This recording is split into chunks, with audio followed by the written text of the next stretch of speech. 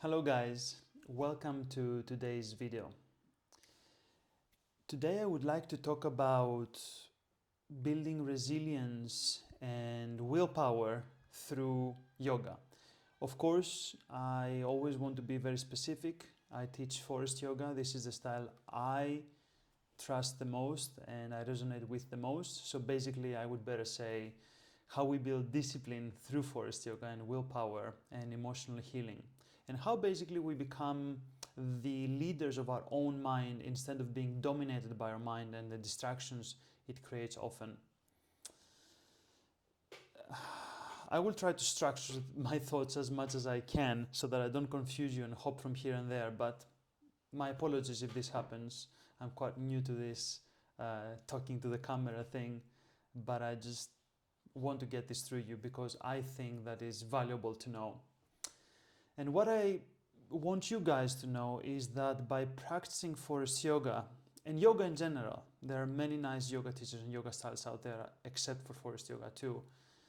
So by practicing something like forest yoga or yoga, you start noticing, maybe without being able to put words onto your experience, but you start noticing shifts in your daily life. You start becoming more aware, people say, which is a general term.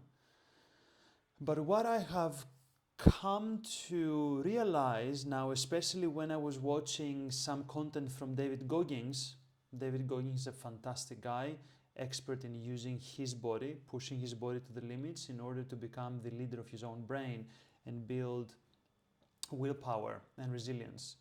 So when I was watching some of his content, it just struck me. I'm like, okay, this is exactly what we do in yoga. We just do it in a little bit milder way and softer way than he does. He does ultra running and all sorts of endurance training. It's really crazy stuff. You can check him out. I highly recommend it. But in yoga, we do the same thing that he does, which is we visit the discomfort. Sometimes the discomfort is physically because we meet a pose that triggers reactions, can trigger fear, it can trigger overthinking, it can even trigger the fact that we try to run away from the discomfort by distracting ourselves with irrelevant thoughts, even if they're not anything deep. So it's interesting how yoga helps us to actually take those moments that we space out or get distracted as an opportunity to grow. And here's what I mean, how this happens. And I learned this very recently from new research that was exposed by Dr. Huberman in the podcast where he invited David Goggins. And he talked about a part of the brain that has been newly researched. It's called anterior mid-cingulate cortex, if I pronounce this correctly.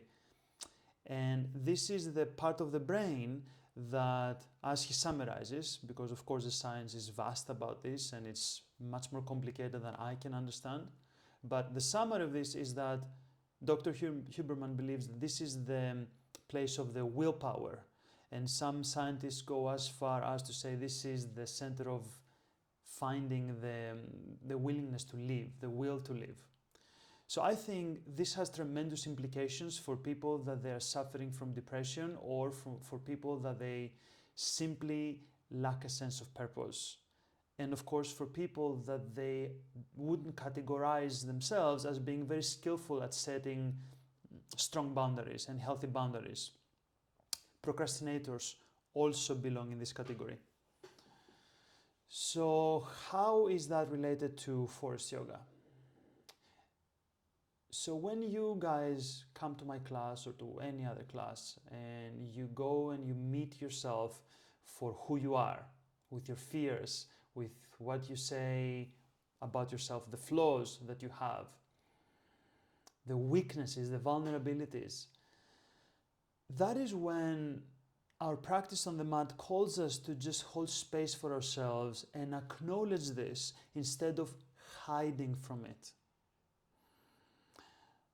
Hiding, unfortunately, is a tactic that many of our people use in our modern days, and it's easier than ever before, I think, in our lifetime because of technology. It's so easy to just turn on the phone wherever you are, toilet, before bed, literally everywhere, on the bus, on the way somewhere. The phone is always there, and you can always scroll and get stimulated about seeing what other people do. Some people go as far as to use this as always a defense mechanism and as a mechanism to run away from discomfort. And what happens is that the years go by, and all of a sudden they look back because something happened, like a midlife crisis or another kind of crisis that made them look inward. And then the years have gone by and they start regretting for not taking action and just watching others living their lives, or at least portraying their lives on social media the way they want to portray it. And I find that very sad. I find that this is wasted potential, and I don't wish for anyone to end up like this, guys. So what I would like you to take away from this is that in order to make that part of your brain stronger, the one I just mentioned, the anterior mid-cingulate cortex, the research has shown what anecdotal experiences have shown with yoga and with what David Goggins does, which is you go and dive into the discomfort, into your vulnerability, which we usually tend to avoid. We basically need to do things that we don't really like doing, not because we hate something, right? But because we're like, oh no, let's just postpone it for another time. Oh, that's difficult. Let's not even bother to try.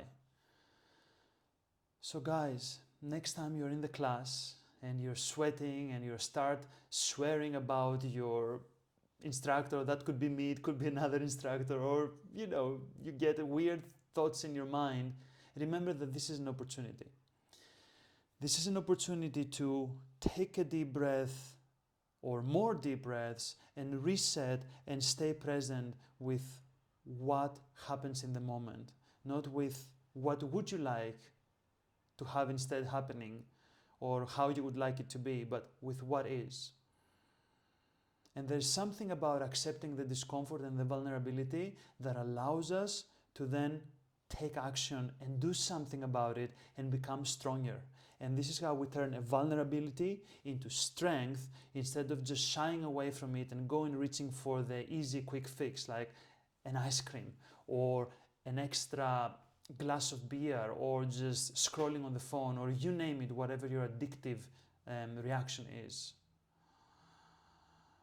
So my friend, breathe deeply, and on the yoga mat and hopefully off the yoga mat, start catching those moments when you are just wanting to vacate and indulge in a habit that is not good for you, that may make you feel regretful afterwards and has negative consequences.